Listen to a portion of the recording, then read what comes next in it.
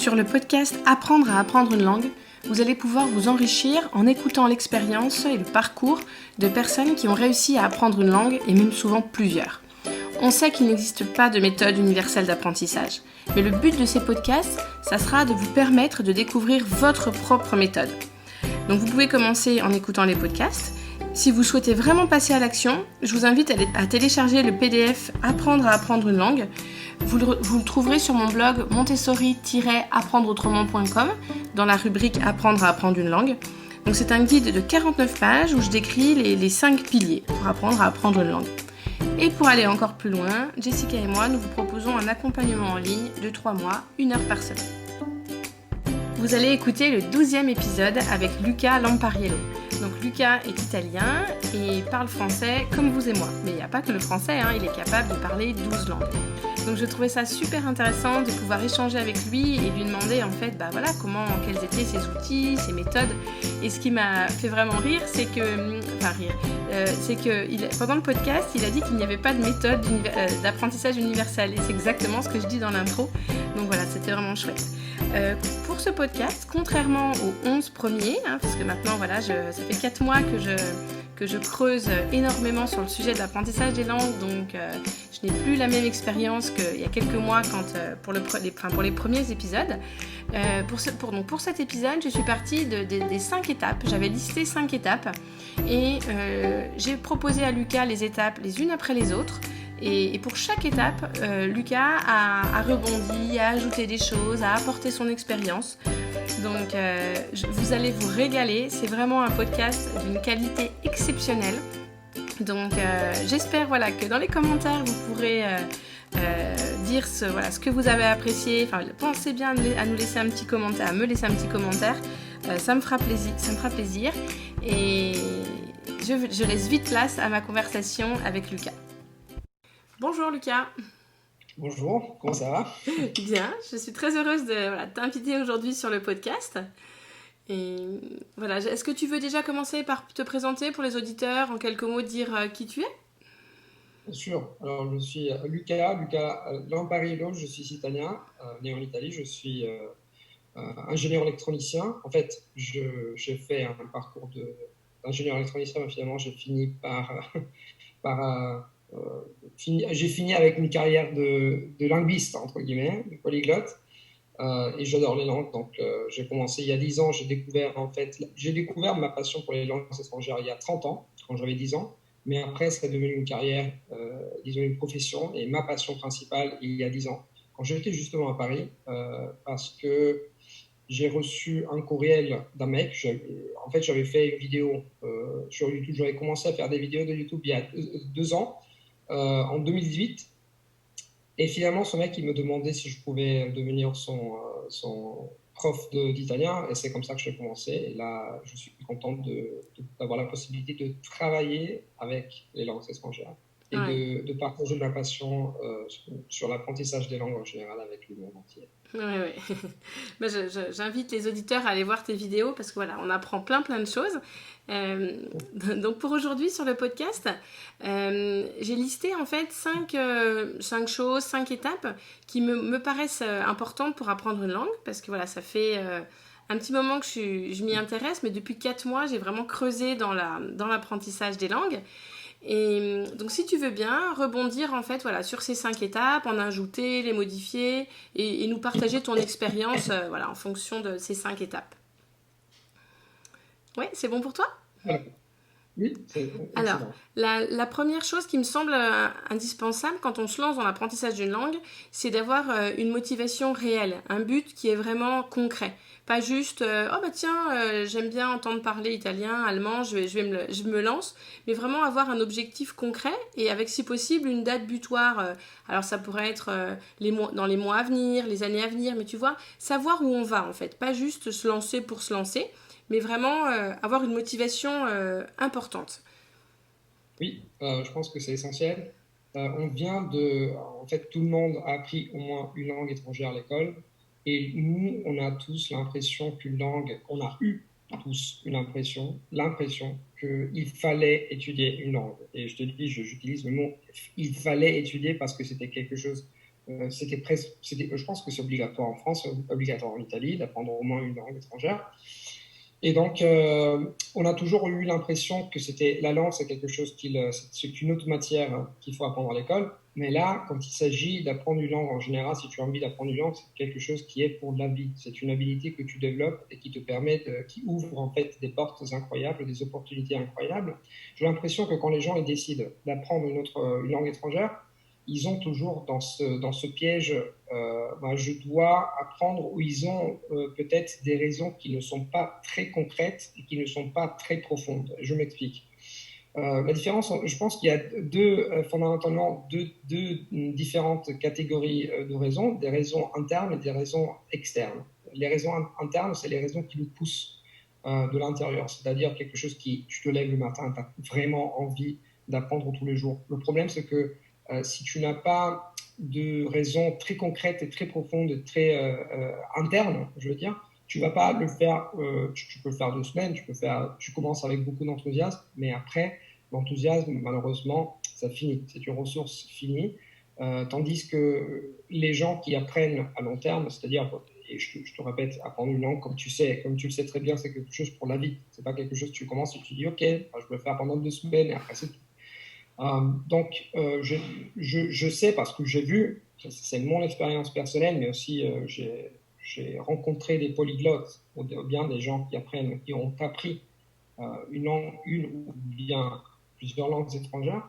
Ça, c'est des gens qui apprennent parce qu'ils savent exactement pourquoi ils ont commencé à apprendre. Donc, parfois parce qu'ils ont, je ne sais pas, une copine ou un copain qui parlent leur langue cible, et ça, c'est compréhensible, mais il y a aussi des gens qui ont la passion parce qu'ils ont envie de déménager dans le pays ou parce qu'ils ont une passion pour le cinéma, le théâtre, la littérature. C'est des gens qui ont des raisons très concrètes et ça, c'est absolument primordial si tu veux apprendre une langue étrangère.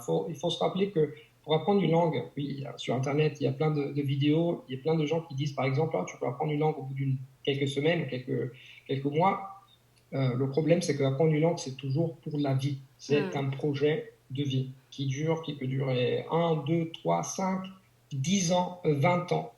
Et donc, c'est très important de savoir exactement pourquoi. Une autre chose importante, dans mon cas personnel, quand je commençais par exemple à apprendre l'anglais et le français à l'école, parce que j'avais commencé l'anglais quand j'avais 10 ans, après au lycée, j'avais continué seulement avec le français, je me demandais, mais comment ça se fait que je dois apprendre ces langues? Personne ne m'avait dit, en fait, pourquoi je devais apprendre l'anglais et le français. Je l'ai découvert après, parce que à l'âge de 13 ans, plus ou moins, j'ai commencé, il y a une prof d'anglais qui est venue, parce que mes parents ont décidé, en fait, que je devais pas, mais je pouvais travailler aussi avec quelqu'un, parce que je n'avais pas de motivation à l'école.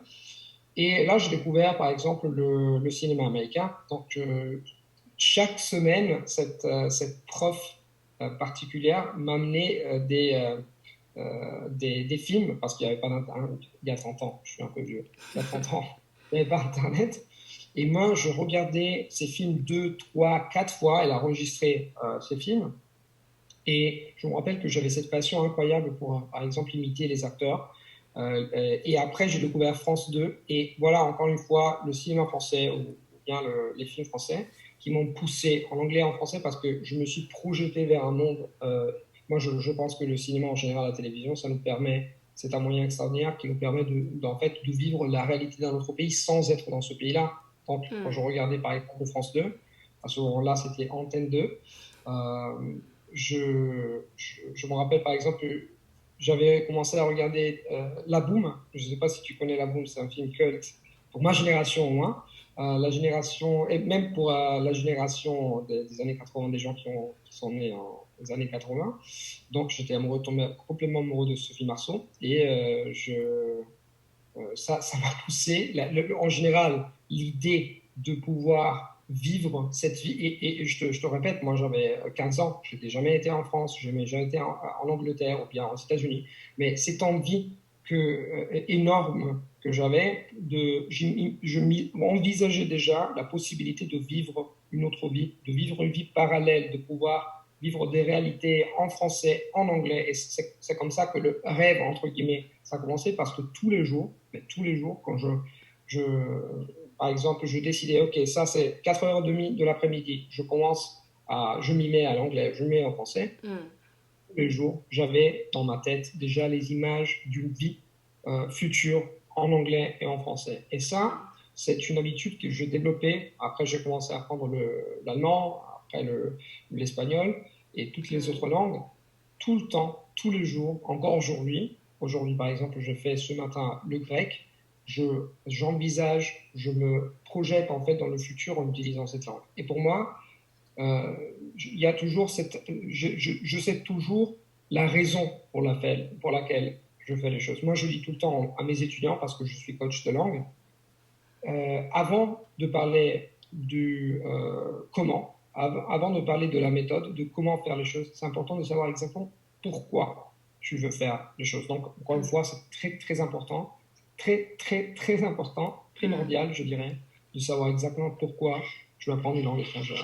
Et un conseil pratique, disons, que je me sens de donner au public, c'est par exemple, de prendre un papier, d'écrire directement et de mettre à côté, juste à côté, devant l'ordinateur, ou bien quand tu commences sur l'endroit où tu étudies, d'écrire une petite histoire, de s'imaginer ce qui va se passer d'ici 5 ans quand tu parles une langue.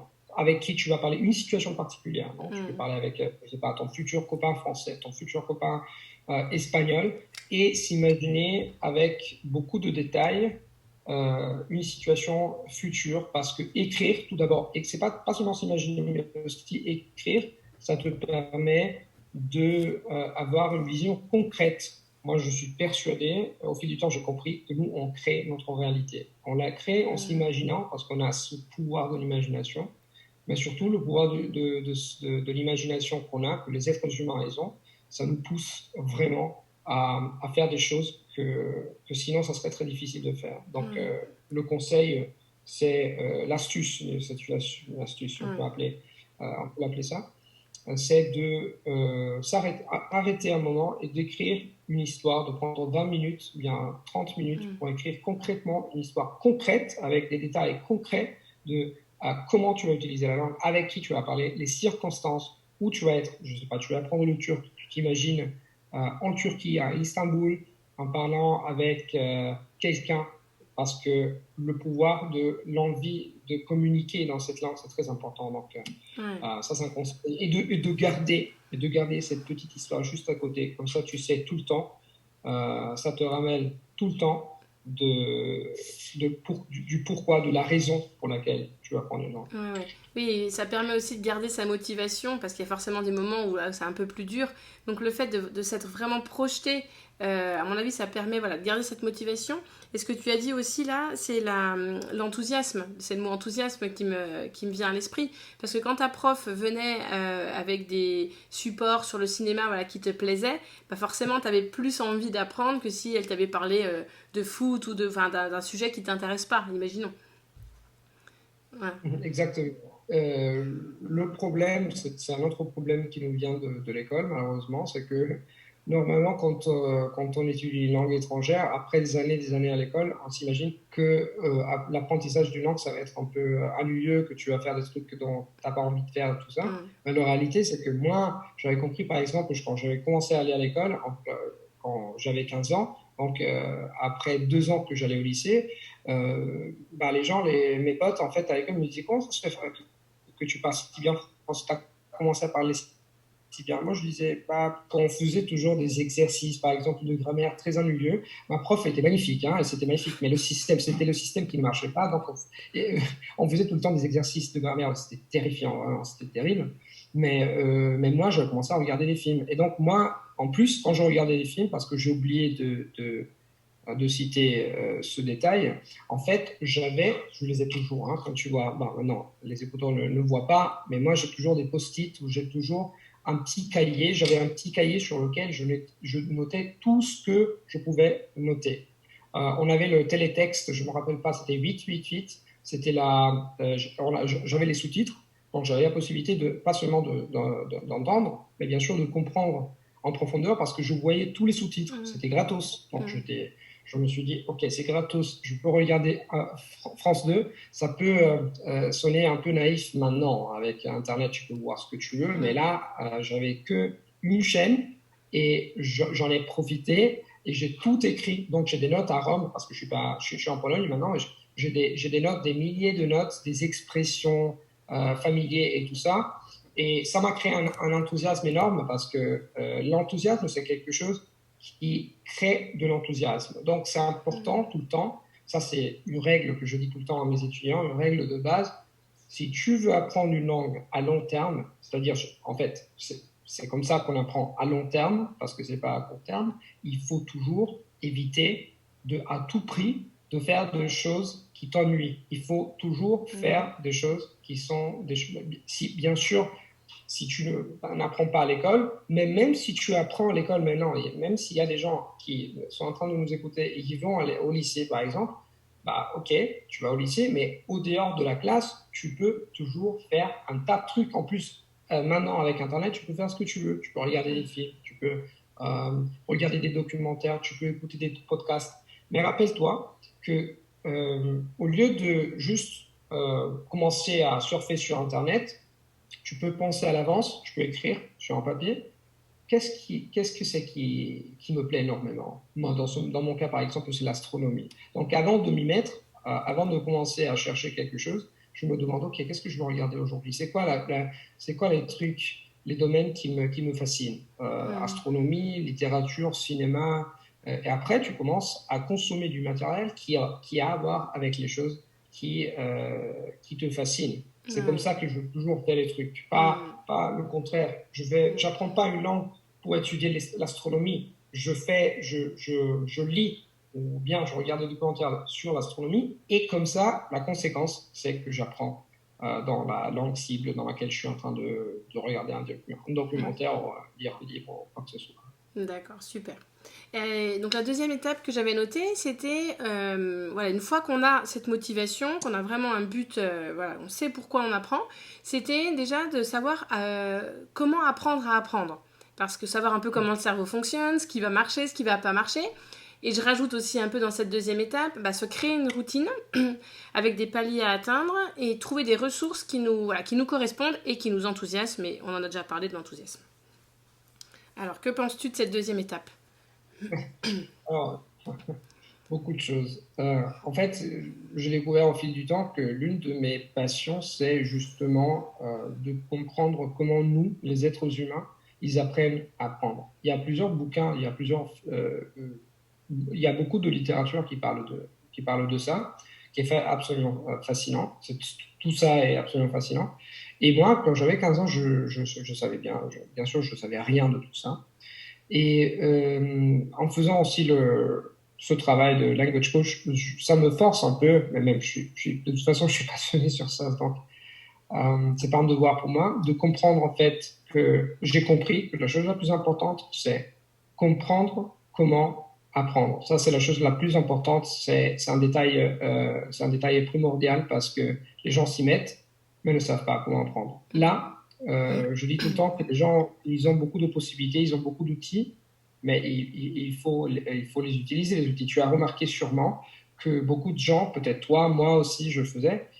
Par exemple, je sais pas, tu veux commencer une autre langue et tu prends beaucoup de bouquins. Tu commences à ramener, tu prends trois bouquins, j'ai trouvé ça, après ça, j'ai trouvé une app et je fais ça. Mais tu peux récolter tout ce que tu veux, mais après, la chose la plus importante, c'est de comprendre en fait comment les utiliser. Alors, euh, c'est assez complexe en fait d'explorer. Donc, moi, je dirais que la chose la plus importante, tout d'abord, c'est de expérimenter.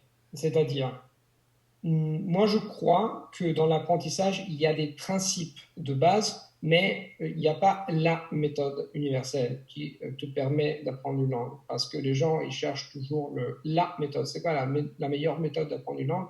Malheureusement, il n'y en a pas. C'est-à-dire, les individus sont très différents.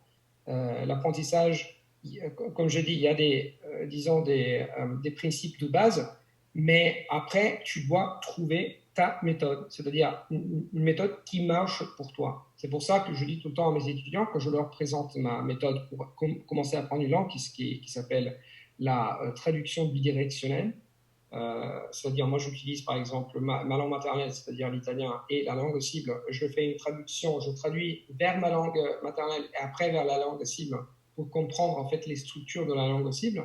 Ça, c'est quelque chose que j'adore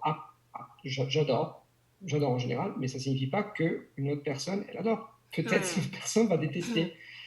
Donc, j'explique à mon étudiant, par exemple, que la raison pour laquelle cette méthode marche, c'est parce qu'elle s'appuie sur des principes de base. Et c'est pour ça que, tout d'abord, je leur explique les principes de base. Pour moi, apprendre, ça signifie, par exemple, il faut apprendre tous les jours, c'est très important. Faire quelque chose tous les jours, que ce soit 5 minutes, même si c'est 5 minutes, c'est important de faire quelque chose absolument tous les jours. Si tu as une super méthode, mais tu apprends une fois par semaine, ça va pas aller.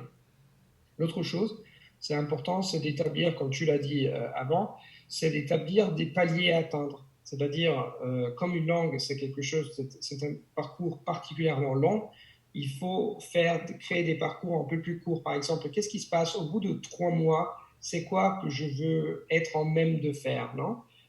Mais surtout, même si c'est important d'avoir des paliers, c'est important de se concentrer sur le système tout d'abord.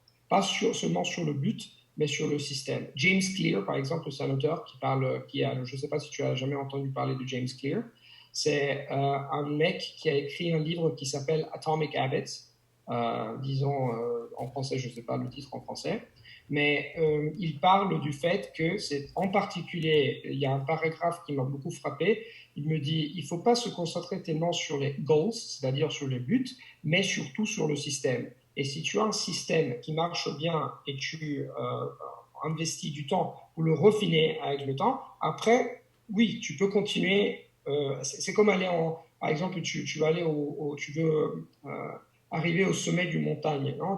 Et tout le temps, tu regardes en bas, tu dis, c'est quand on arrive? C'est quand on arrive, hein, comme Shrek, tu as les notes de Shrek. Et en fait, il faut se concentrer sur le parcours. Pas, tu continues, si tu as un système qui marche, c'est garanti que tu vas arriver au sommet. Donc, travailler tous les jours. Donc, ça, c'est important. Pour travailler tous les jours, tu dois avoir un système qui marche. Un système qui marche, avoir avec, par exemple, OK, comment est-ce que tu vas planifier, comment est-ce que tu vas organiser ton temps? Moi, un conseil que je donne toujours à mes étudiants, c'est de créer une division entre la planification et l'exécution. Je te fais un exemple.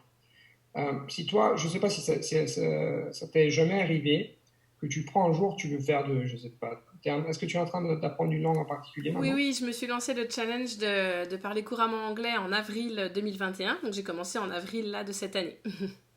Ok, génial. Donc, imagine que tu veux, je ne sais pas, aujourd'hui ou demain, tu prends et tu dis, ok, bah, je veux faire un peu d'anglais 30 minutes.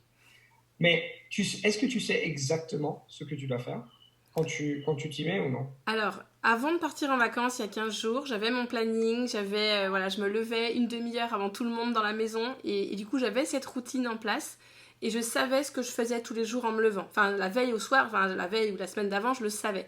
Ça marchait super bien. Et là, il y a eu les vacances qui ont cassé le rythme. Et donc, du coup, il va falloir que je me retrouve un créneau horaire où je puisse planifier aussi exactement ce que je fais. Parce que le problème, voilà, c'est que j'ai plusieurs ressources qui me plaisent, je mets plusieurs choses en place. Et du coup, c'est moins calé, moins précis qu'avant les vacances, avant mon départ en vacances. Donc là, il faut que je sais qu'il faut que je recale ça. Voilà. Donc, par exemple, avoir un créneau horaire, c'est important, de savoir exactement quand tu le fais pendant 30 minutes ou 45 minutes, mais c'est aussi important de savoir à l'avance ce que tu dois faire. Par exemple, OK, aujourd'hui, j'ai cette ressource, je sais pas, écouter ce podcast, je vais le faire de cette façon. Moi, quand j'établis toujours la routine une semaine à l'avance. Chaque dimanche, je planifie et je me dis lundi, mardi, mercredi, jeudi, vendredi et samedi, je vais faire ça parce que si je faisais pas ça, j'aurais ce qu'en anglais on appelle decision fatigue. ça signifie je serai fatigué parce que je devrais en plus choisir ce qu'il faut faire tous les jours avant de commencer. Donc imagine si moi, je devais dépenser 10 minutes à chercher un podcast avant de commencer. Et comme je sais à l'avance, donc je m'y mets, je sais, à 9h du matin, je vais faire pendant 45 minutes ça et que ça. Et ça me simplifie la vie. Et c'est pour ça que James Clear parlait du fait qu'il faut se concentrer sur le système. Pour un, le système, ça signifie savoir exactement à quelle heure tu le fais, pendant combien de temps, et de choisir à l'avance ce que tu dois faire. Et ce que je fais avec les langues, ça dépend de la phase dans laquelle je me trouve, c'est, disons, le résultat de 30 ans de réflexion, de réflexion sur comment apprendre. Il y a 25 ans, quand j'ai commencé avec la traduction bidirectionnelle, je me suis mis, j'avais qu'une idée. Je me dis, quand j'ai commencé avec l'allemand, je me suis dit, qu'est-ce que je fais avec cet allemand? Parce que j'étais un peu perdu, j'avais commencé à utiliser un livre, un bouquin plein de poussière en plus, de ma mamie que j'avais trouvé. Et après, j'avais commencé à utiliser ce livre, mais c'était des exercices de grammaire. En plus, en gothique, c'était l'écriture gothique. Donc, je me suis dit, c'était vraiment terrifiant. Après, j'ai employé 3 semaines, voire un mois, pour comprendre en fait comment ça marchait. Donc, le conseil, c'est d'expérimenter, de ne donner rien pour donner, de se dire, ok, est-ce que ça me plaît ça, ce que je suis en train de faire, est-ce que ça donne des résultats, est-ce que ça me plaît, est-ce que c'est efficace? Ça, c'est les 2 questions. S'il y a quelque chose qui te plaît, mais c'est pas très efficace, c'est pas très efficace. Tu vas pas aboutir à des résultats. S'il y a quelque chose qui est très efficace, mais ne te plaît pas, tu vas pas le faire le long terme, disons. Donc, il faut expérimenter. Dans mon cas, ce qui marche très bien, c'est surtout d'écouter et lire en même temps.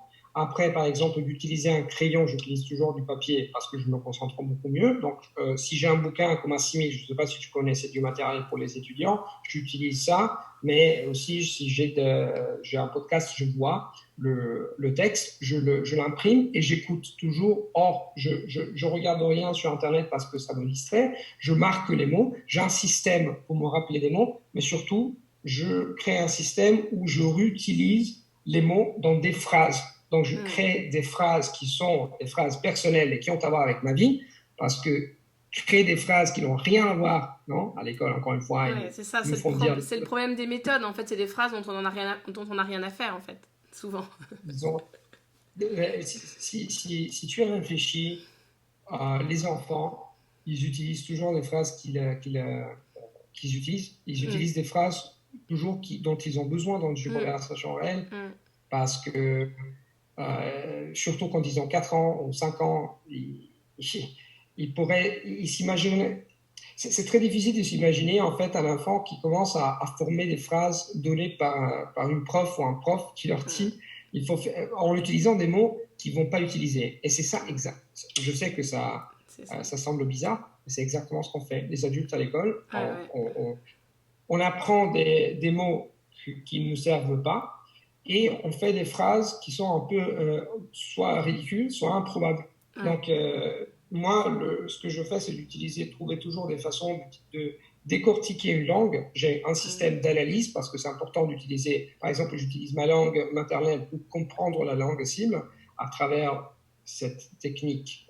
On n'a pas le temps d'aller en profondeur pour cette technique, mais ça marche pour moi. Et après 3 mois, voire 6 mois, ça dépend de la difficulté, la complexité de la langue, je commence à utiliser la langue en formant des phrases, je bâtis des conversations, je commence à parler avec quelqu'un, mais c'est toujours pour le plaisir de la communication. Donc c'est toujours bien en faisant des trucs qui me plaisent, soit en regardant un documentaire que j'adore, sur quelque chose que j'adore, soit en bavardant sur quelque chose que j'adore, et avec une personne, par exemple une prof ou un prof sur Internet, avec qui j'ai le plaisir de communiquer.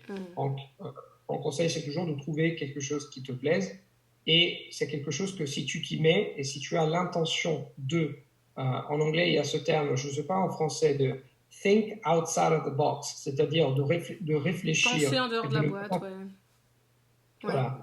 Et de réfléchir en dehors des schémas que la société nous a imposés, tu vas trouver ta façon. Bien sûr, ça ne signifie pas que tu ne doives pas faire un peu de recherche sur Internet. Si tu veux, tu peux investir un peu de temps en regardant ce que les polyglottes ou les experts, soi-disant, les experts disent sur l'apprentissage des langues. Mais comme il y a beaucoup de gens qui disent des trucs qui semblent un peu contradictoires, parce qu'il y a quelqu'un, je ne sais pas, bidule qui dit ça, machin qui dit ça, moi je dirais en général il faut prendre des trucs, ok, bah machin il a dit ça, bidule il a dit ça, c'est quoi qui a du sens pour moi? Donc de réfléchir avec sa propre tête et d'expérimenter. Encore une fois, l'apprentissage de langue c'est quelque chose de concret, tu dois faire tous les jours. Tu fais des fautes, tu vas comprendre ce qui marche, ce qui ne marche pas, et après tu vas écarter les choses qui ne marchent pas et tu vas garder et refiner les techniques, les stratégies et les outils qui marchent pour toi. Ouais, non, c'est super intéressant. Et du coup, là, tu as sauté à la 5e étape. Alors, ma 4e étape, que je voulais dire juste avant, c'était aussi de commencer par les sons pour bien maîtriser la prononciation et l'intonation. Donc, est-ce que tu peux nous parler de ça? Est-ce que tu es d'accord déjà? Parce que je trouve que quand on apprend l'anglais à l'école, tu vois, moi, la plupart de mes profs étaient français, en fait. Et donc, je pense que j'avais pris des mauvaises habitudes au niveau de la prononciation. Donc, quand on débute une nouvelle langue, ça me semble maintenant fondamental, depuis que j'ai écouté Ida Ossa aussi, je ne sais pas si tu connais ce polyglotte, ça me semble indispensable de commencer par les sons, la prononciation, l'intonation. Donc, est-ce que tu confirmes? Je confirme absolument. Je confirme tout à fait. Je pense que c'est très important, en fait, c'est très, très important de travailler sa prononciation dès le début. Parce que si tu ne travailles pas ta prononciation dès le début, après, c'est extrêmement difficile de refiner ou bien de changer les mauvaises habitudes que tu as développées. Par exemple, moi, j'utilise toujours la comparaison ou bien la métaphore du nœud. C'est comme dénouer un nœud. C'est-à-dire, un nœud, quand tu l'utilises, c'est un nœud qui est bien tendu, non, bien bâti, et ça sert à quelque chose, alors c'est très bon et ça rend stable le système.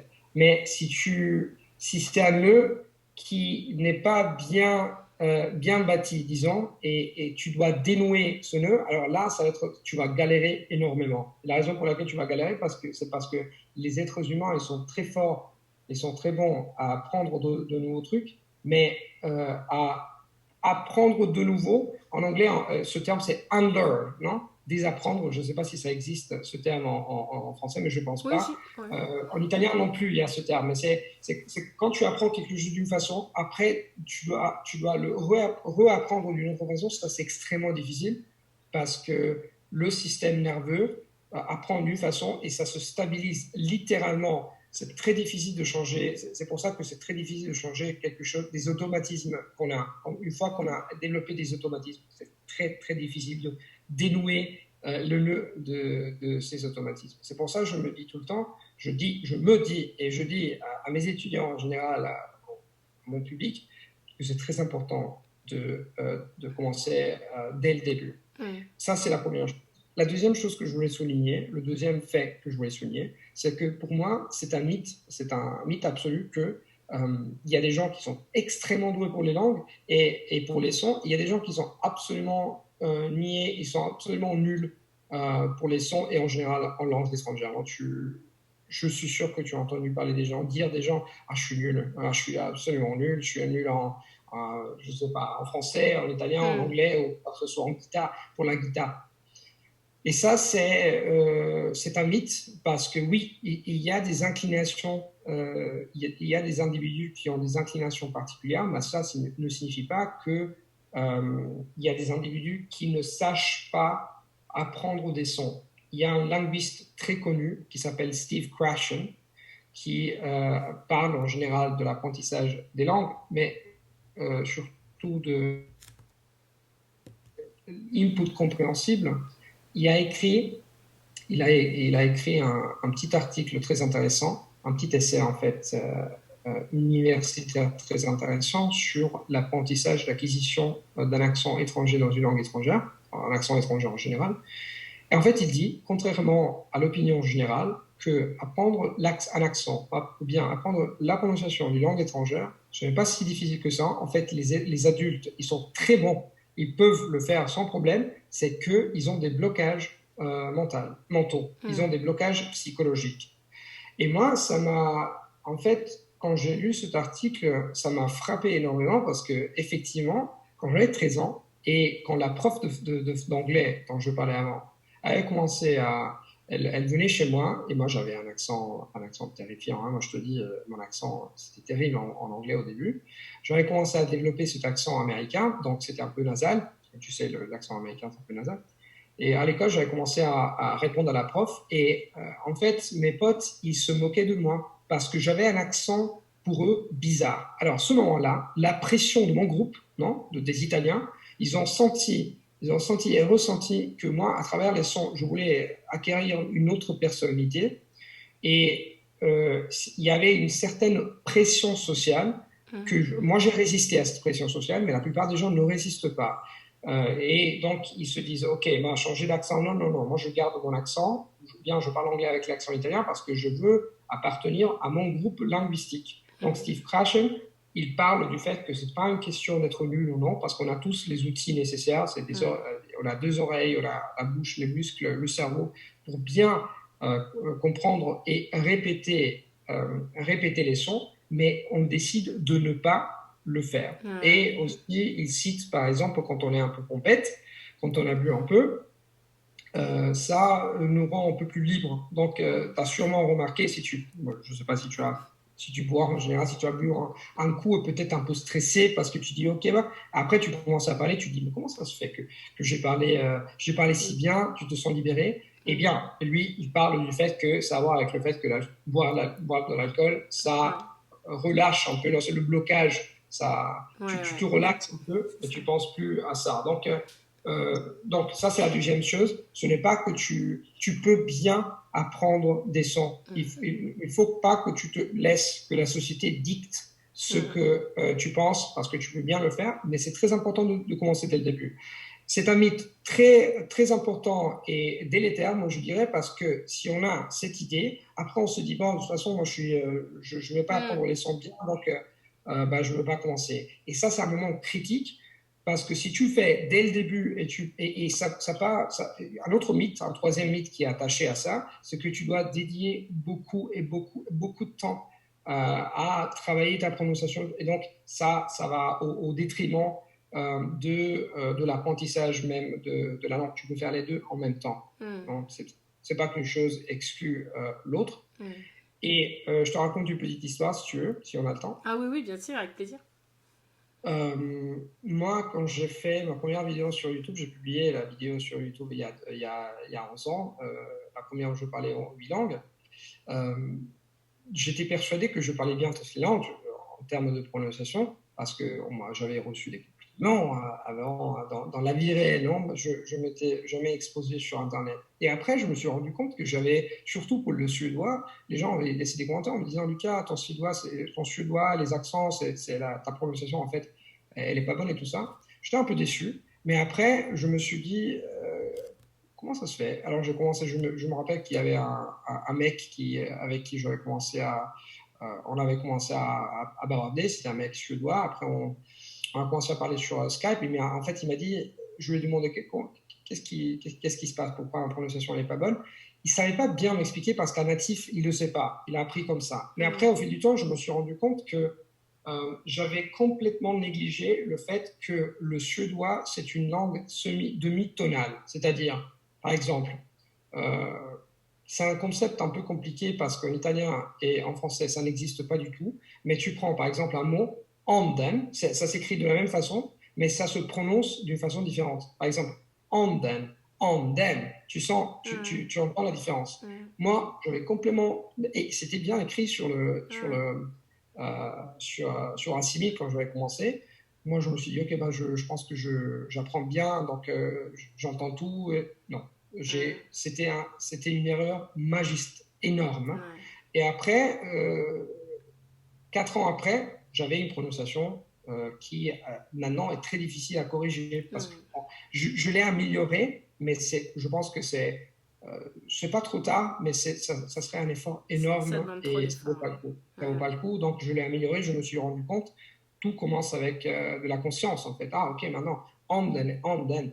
Svenska, par exemple. Tu dis suédois, svenska. Moi, je n'entendais pas. Et donc, c'est pour ça que si moi, on m'avait dit à l'avance, Lucas, ça c'est très important, je suis sûr que ça aurait fait une différence énorme. Donc, si tu as la possibilité maintenant, si demain ou dans 3 semaines, tu vas commencer une langue, s'il te plaît, il faut prêter, il faut se concentrer sur la prononciation parce que ça va faire une différence énorme. Et si toi tu dis, mais non, la prononciation c'est pas si important que ça, de toute façon l'important c'est de parler une langue, c'est vrai, mais quand tu parles une autre langue avec un bon accent, la réaction que tu as de la part des étrangers, moi j'ai eu des réactions, par exemple, je m'ai rencontré ma ex-copine française pour ça, parce qu'on était dans une auberge de jeunesse, je commençais à parler français, il y avait 3 filles juste à côté, nous on était 3 mecs italiens, et elles se sont étonnées, on commençait à me dire, ah, comment ça se fait que tu parles français si bien? C'est important pour la vie, c'est important. Donc les gens qui disent non, non, c'est pas important, non, c'est important et tu peux y arriver. Ouais, moi, je suis totalement d'accord avec toi. Quand j'entendais Ida Ossa parler de l'importance de bien prononcer les sons, ça m'a paru fondamental en fait, parce que déjà si tu les entends bien, tu comprendras mieux ce que l'autre personne te dit en face, et si tu parles bien, tu seras mieux compris. Donc ouais, ça me paraît indispensable. Et là, tiens, ce que j'ai mis en place avec mes 2 partenaires de langue, donc une canadienne et une australienne, c'est qu'on s'envoie une phrase, souvent c'est deux ou 3, mais une phrase par jour. Donc elle me l'envoie en français et moi je leur envoie en anglais. Et du coup, on se corrige, tu vois, on s'apporte un feedback en fait. Mais chaque jour, on s'envoie une petite phrase et du coup, une phrase reliée à ce qu'on est en train de vivre. Tu vois, par exemple, l'autre jour, j'ai mis « Je n'ai pas pu m'endormir avant 2h du matin à cause des pétards des feux d'artifice. » Et du coup, hop, elle me corrige sur le mot que j'ai mal prononcé. Et inversement, dans l'autre sens, tu vois, on s'apporte ce feedback toutes les ensemble. Excellent. Et oui, et une autre chose que je veux dire, c'est très important en fait, au juste, c'est qu'avoir du feedback, c'est important. On peut apprendre, tu peux te concentrer, tu peux passer du temps en cherchant, en comprendre en fait comment ça marche le système phonétique d'une autre langue, mais on a des limites. Et bien sûr, en tant qu'adulte, on n'entend pas tous les détails, toutes les nuances d'une langue étrangère. Et c'est là le moment où la coopération avec les autres des natifs ou bien des gens qui parlent bien la langue cible, c'est fondamental parce qu'ils sont capables en fait de te faire remarquer des trucs que toi peut-être tu vas jamais remarquer si personne ne te le faisait noter. Donc je cherche toujours, quand je dis, bien sûr quand tu parles avec des gens dans la rue, c'est là que les gens commencent à te corriger et te disent ok, donc je cherche des profs ou bien des amis qui sont dispo à faire ça. Et je leur demande qu'est-ce qui se passe. Et bien aussi, faisant des vidéos sur YouTube, ça aide parce qu'il y a des gens qui te laissent des commentaires, te disent ah, t'as fait cette faute, t'as fait cette faute, t'as fait cette faute, et ils t'aident de façon involontaire ou bien volontaire. Donc, je me rappelle par exemple que ça m'a vraiment frappé ça. Récemment, j'ai commencé, ça fait 3 ans, je pense que ça fait 3 ans que j'ai commencé le grec. Et après 3 ans, et ça c'est frappant, après 3 ans, même si j'ai beaucoup d'expérience avec les sons et tout ça, je n'avais pas compris que le mot « et », c'est-à-dire la conjonction « et », je fais ça et ça, en grec, on dit « ké », ça se prononce comme « ké ». Est-ce que tu entends la différence entre « ké » et « ké »? « Ké », « ké ». Un tout petit peu, oui, un tout petit peu. C'est comme en anglais « Cape Cod »,« ké », « ké », « ké ». Et moi, j'avais pas, c'est difficile en fait à entendre, j'avais pas entendu ça, « kéros »,« ké ». Et j'ai fait cette vidéo sur YouTube et les gens m'ont dit, Lucas, ça c'est ké en grec, ça se prononce de façon différente. Si moi, et là, même si ça faisait 3 ans que j'apprenais le grec, j'avais encore du temps, j'ai eu du temps pour corriger ça. Mais t'imagines, après 20 ans, ça aurait été impossible. Parce qu'en italien, ce son n'existe pas. Le son ké, le doux de la ké, ça existe que le que. En français, ce ké. Ça existe, ça. Donc, que. Mais ça m'a frappé parce que sans l'aide de quelqu'un, ça serait très difficile de prononcer une langue de façon de refiner davantage. Tu peux refiner ta prononciation toi-même, mais tu as besoin aussi de l'aide de la coopération des natifs. C'est pour ça que je dis tout le temps, il faut être ouvert. Il faut être ouvert, il ne faut pas prendre les corrections comme « Ah, les gens vont te juger ». Bien sûr, ça. Ouais. On on revient à l'école, c'est toujours C'est l'histoire ça. de Oui, l'école. oui, c'est ça. On a un mauvais passé, alors qu'en fait, l'erreur, pour moi, c'est une opportunité d'apprentissage. On a besoin de se tromper pour progresser et aller de l'avant, quoi. Donc, ouais, donc super. Donc là, il reste plus que 2 points, parce que c'est pas vraiment dans l'ordre, hein. Mais donc, le quatrième, c'est extraire les modèles de la langue pour construire des phrases qui nous sont utiles, qui nous procurent des émotions. Alors, qui nous procurent des émotions, ce que je veux dire, c'est qu'ils sont liés à notre vécu, quoi. Si on parle jamais de politique dans notre langue maternelle, on va pas forcément avoir envie de parler de politique en anglais. Voilà.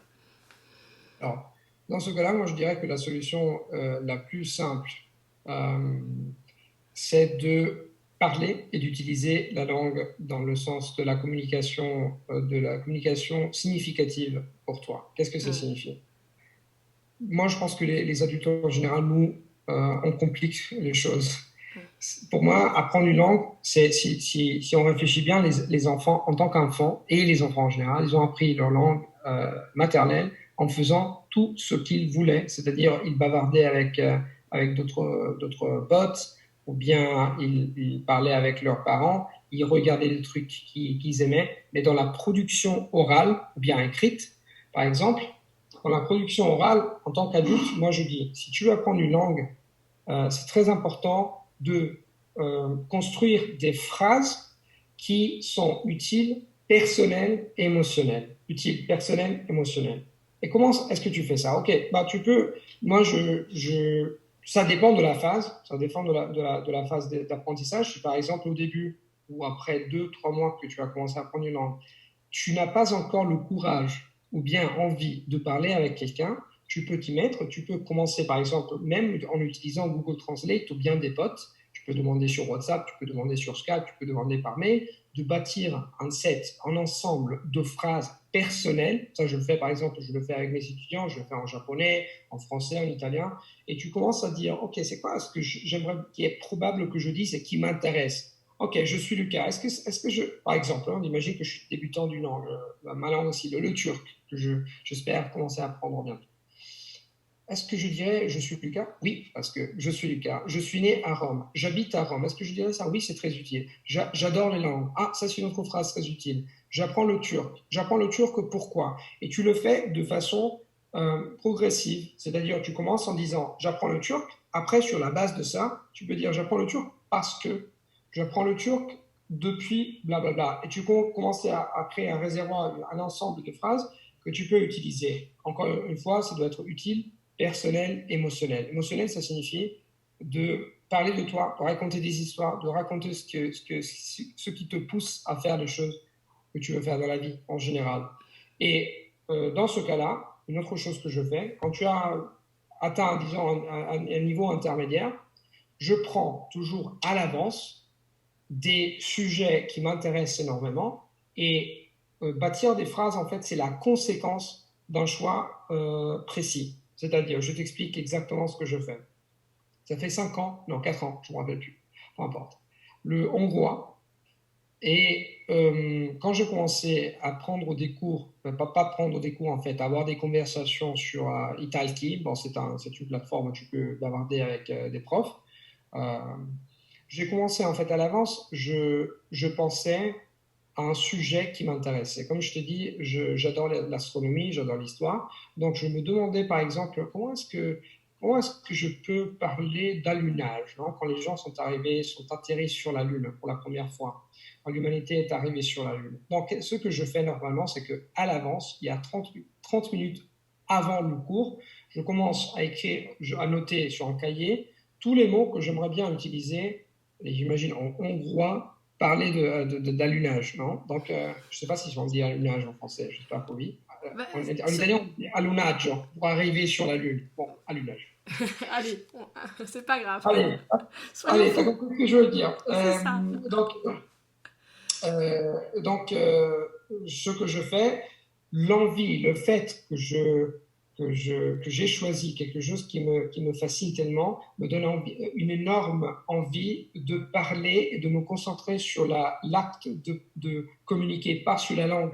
Donc, tout d'abord, je me prépare, il y a 30 minutes, je cherche à dire à moi-même, hein, avant de parler, à raconter cette histoire, et au fur et à mesure que je parle, je découvre toutes les lacunes du vocabulaire, je ne sais pas comment dire, je sais pas, la poussière lunaire, ou les cratères en hongrois. Donc, je note en italien, ma langue maternelle, et après ce que j'ai fini, je regarde tout ce que j'ai trouvé, et comme ça, je me prépare, comme ça, je n'ai pas besoin de demander tout le temps comment ça se dit ça, comment ça se dit ça. Ça facilite en fait la conversation avec ma prof.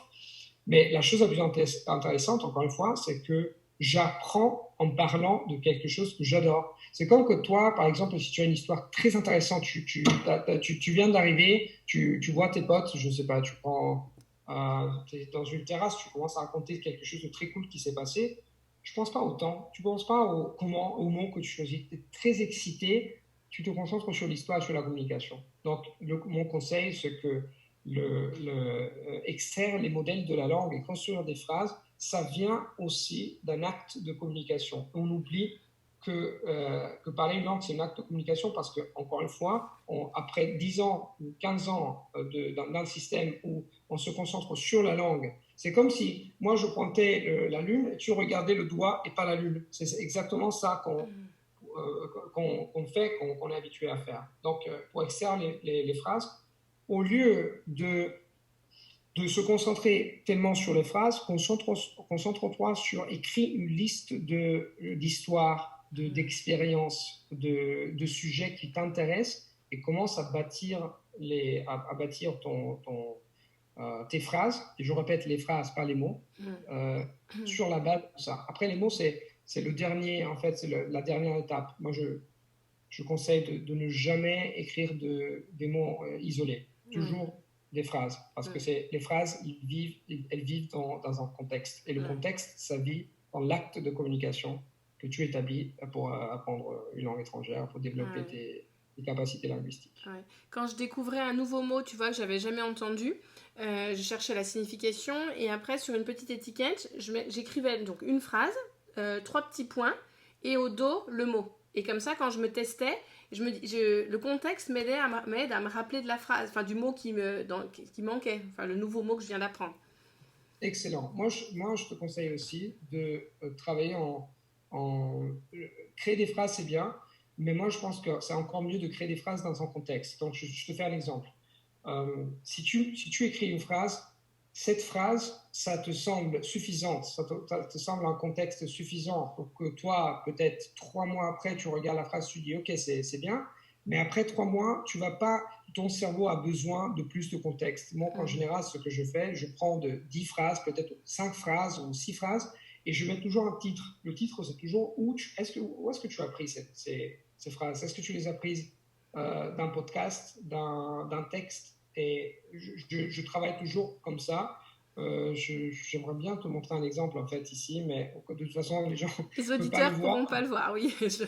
Oui, mais c'est juste l'idée, c'est que par exemple si moi j'écoute un podcast, ce que je fais, c'est que j'écris des fragments de ce podcast, et donc j'ai toujours le titre de ce podcast qui forme en fait un contexte très fort et très très efficace. Donc j'écris jamais une phrase isolée. J'écris au moins 10 phrases tout le temps. C'est toujours en anglais, on l'appelle chunking. C'est toujours chunking. Nous, le cerveau, ça travaille bien quand tu regroupes des choses, que ce soit des chiffres ou soit des mots. Donc, si tu peux former des phrases, c'est excellent. Mais moi, je te conseille de former au moins un groupe de 3, 5 ou voire 10 phrases et te rappeler c'est quoi le contexte, c'est quoi le jour que tu l'as fait, c'est quoi pourquoi tu l'as fait. Ça fait une différence énorme. énorme. Le défaut que j'ai avec les podcasts, alors j'en écoute beaucoup, mais des fois, tu vois, je vais en écouter un en étant dans le linge ou en faisant un trajet en voiture. Et du coup, ça va être une écoute un peu passive. Et je pense que ça serait important de réécouter une deuxième fois avec un papier et un crayon, quoi.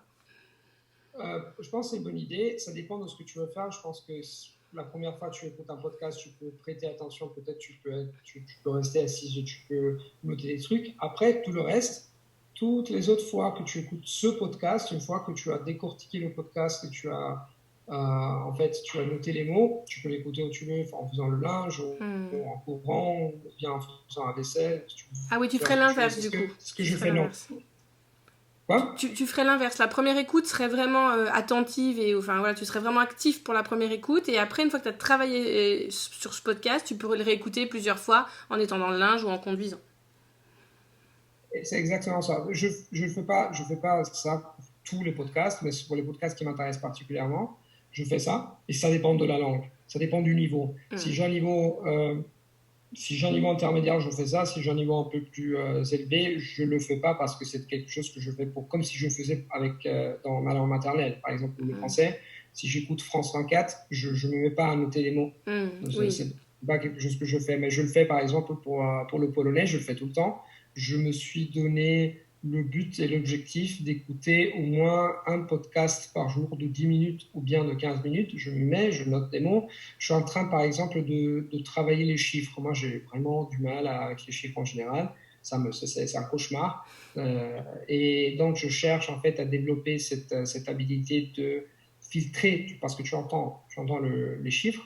Et pour moi, mon cerveau est très lent à décortiquer le chiffre, après de visualiser le chiffre, après de l'écrire. Donc, je m'y mets avec un papier. Sur le papier, j'écris, je cherche à comprendre en fait, c'est quoi ce qu'il a dit, c'est quoi ce qu'elle a dit. Et je trouve que ça, c'est très utile. Après, une fois que j'ai fait ça une fois, en silence, non, je me suis mis 10 minutes très concentré, donnant toute ma concentration à cette activité. Après, je peux écouter quand je veux. Parce que ça renforce et de toute façon, ça prend pas trop de temps. Mais de toute façon, c'est ma stratégie. Hein. Tu peux faire ce que tu veux. Tu peux même l'écouter. Chacun fait ce qu'il veut et ce qu'il Oui, mais je pense quand même que c'est intéressant ce que tu dis parce que le cerveau, il a besoin de consolider les choses. Donc, si on écoute un podcast, le lendemain un autre, puis le lendemain un autre, ça sera moins efficace que si on prend le temps, tu vois, de travailler sur le même podcast plusieurs jours d'affilée ou mais avec, tu sais, la répétition espacée, space repetition. Tu sais, ça, je pense que même si on est tous différents, on a quand même tous on a tous un cerveau qui fonctionne à peu près de la même manière. Tu vois, ça, c'est quelque chose de commun. Oui, c'est exactement ça. Il y a un autre livre très intéressant qui m'a marqué, qui a fait une différence parce que quand je l'ai lu, ça a mis beaucoup de trucs en place. C'est un Anderson. Anderson, il parle The Expertise. Attends, je ne me rappelle plus il s'appelle The Expert Peak, The Expertise of Science, ou quelque chose comme ça. Attends que je te dis le titre original parce que. Et ça, c'est un livre incroyable parce qu'il parle de la pratique délibérée. Alors, Peak by Anderson Erickson. Secrets from the New Science of Expertise. Donc, les secrets de la nouvelle science de l'expertise. C'est-à-dire, c'est un livre qui parle de comment les experts les plus forts au monde sont les plus forts au monde. Et le livre, l'idée, ça s'appuie sur la pratique délibérée. C'est-à-dire, la différence entre la pratique normale et la pratique délibérée, c'est que la pratique délibérée, c'est quelque chose que tu fais possiblement avec quelqu'un qui t'aide, qui te donne du feedback, qui requiert une concentration absolue, qui requiert par exemple 30 minutes et qui fait une différence énorme sur l'efficacité avec laquelle on acquiert des informations. Je te donne un exemple. Quand tu écoutes un podcast, tu peux l'écouter de façon, disons, naturelle ou de façon délibérée. L'écouter de façon naturelle, ça signifie écouter le podcast pendant que tu fais la vaisselle, le linge. Non tu prends une douche. Tu écoutes et tu n'écoutes pas. C'est-à-dire, c'est quelque chose que tu fais de façon passive. Mais quand tu écoutes un podcast de façon active et ou bien proactive, c'est complètement différent.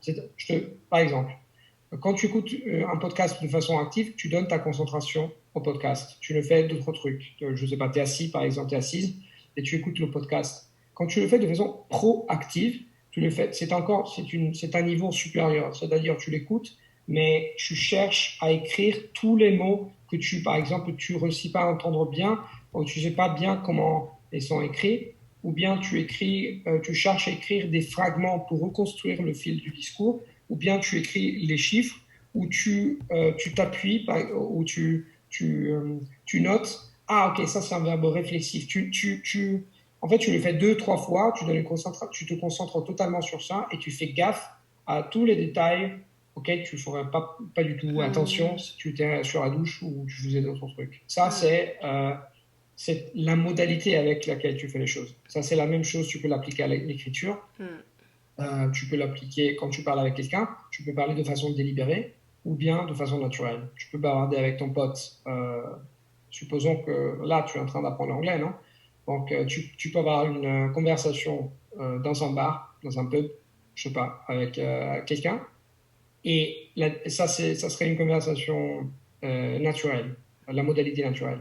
La modalité délibérée, c'est tu te mets sur Skype, tu vas enregistrer la conversation, tu vas te faire corriger, tu cherches à parler des trucs qui te passionnent en sortant de ta zone de confort, en disant des trucs que tu sais pas faire, tu sais pas dire, tu te fais corriger, tu écoutes la conversation le lendemain, par exemple 24 heures après, et après tu gardes toutes les informations et tu répètes la conversation toi-même. Ça, c'est de façon délibérée.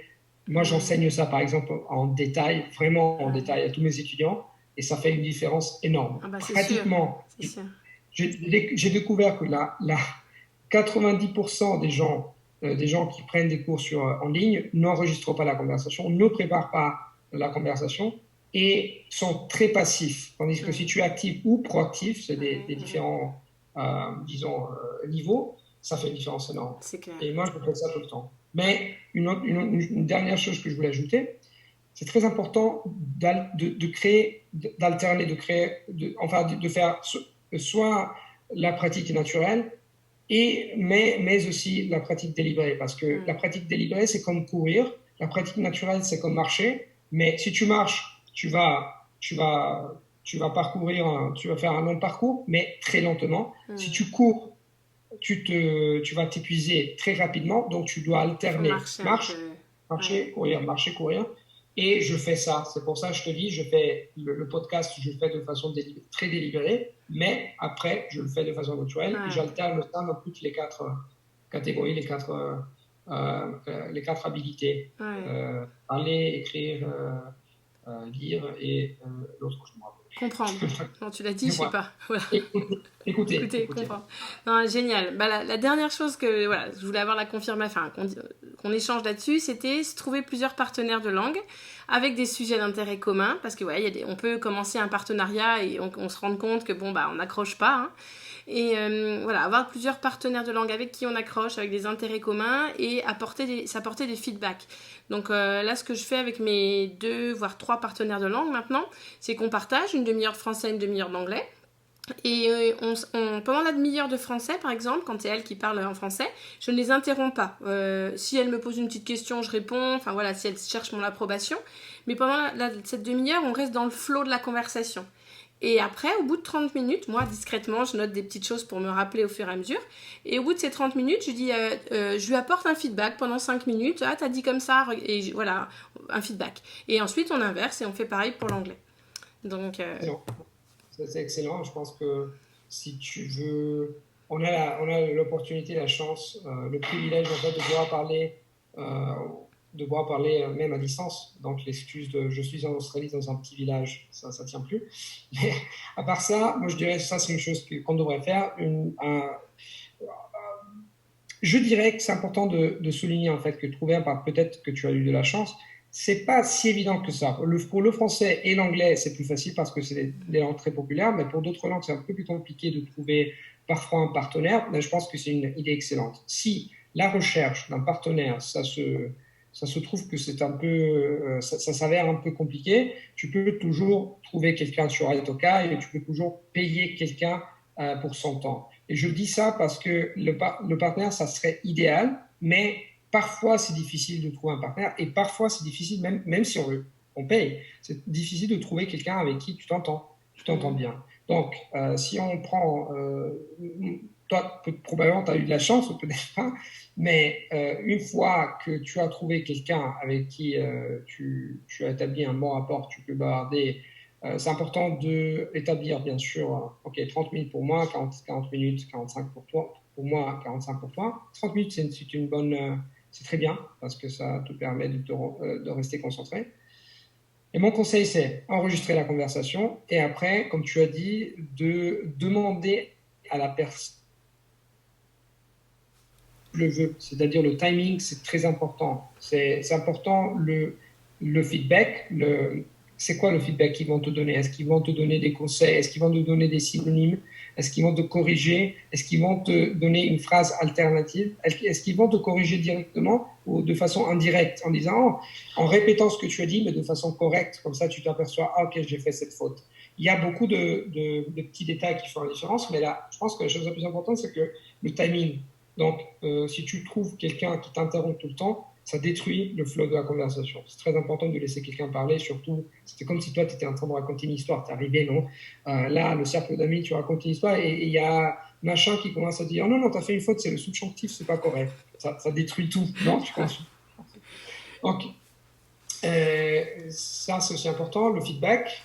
Et c'est surtout, comme je le disais avant, de parler de quelque chose qui te passionne. Parce qu'une fois que tu parles de quelque chose qui te passionne, ça fait une différence énorme. Ça fait une différence énorme parce que tu as envie de parler. Et le feedback, c'est important d'avoir le feedback, mais c'est surtout et ça c'est un point important, de réécouter la conversation. Si tu peux enregistrer l'audio et la vidéo, tu peux même te voir. Donc, tu vas regarder quelque chose que la plupart des gens ne s'aperçoivent pas, c'est que quand on fait un effort pour parler une langue étrangère, on oublie de sourire. Et sourire, ça crée un bon rapport avec la personne avec qui tu parles. Quand tu trouves des gens qui font ça.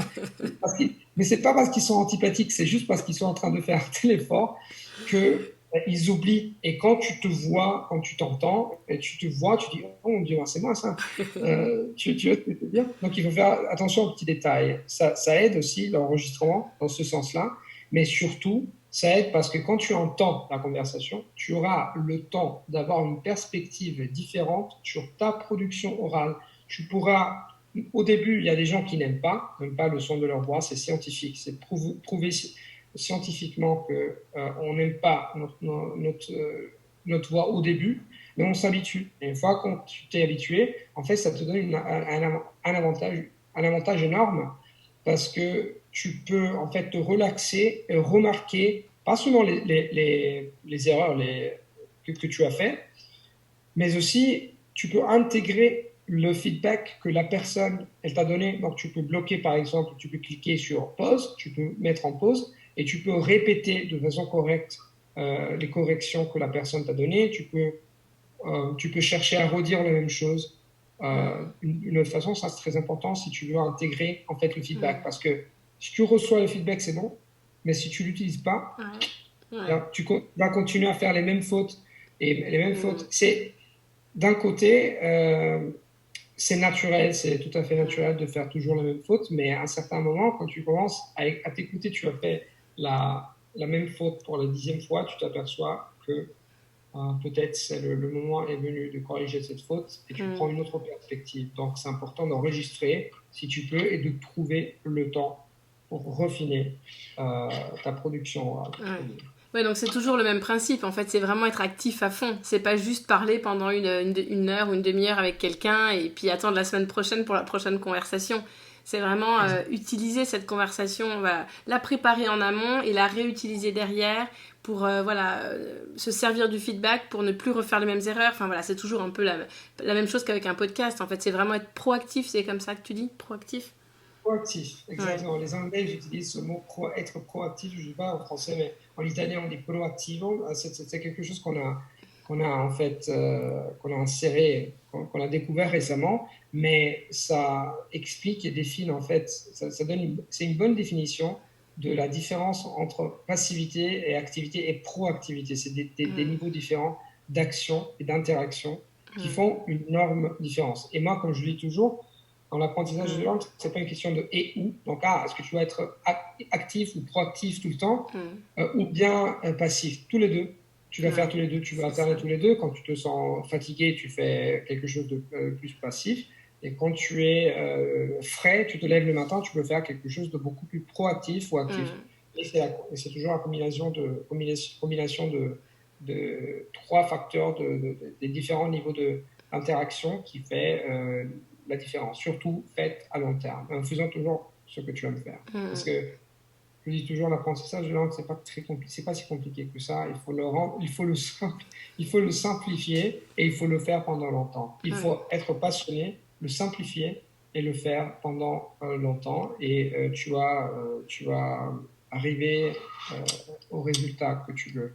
C'est pas un rêve, c'est pas un rêve, c'est de la réalité. C'est ça. Et si tu as réussi à apprendre... Alors, j'ai marqué 11 langues, mais j'en ai oublié une que tu as citée.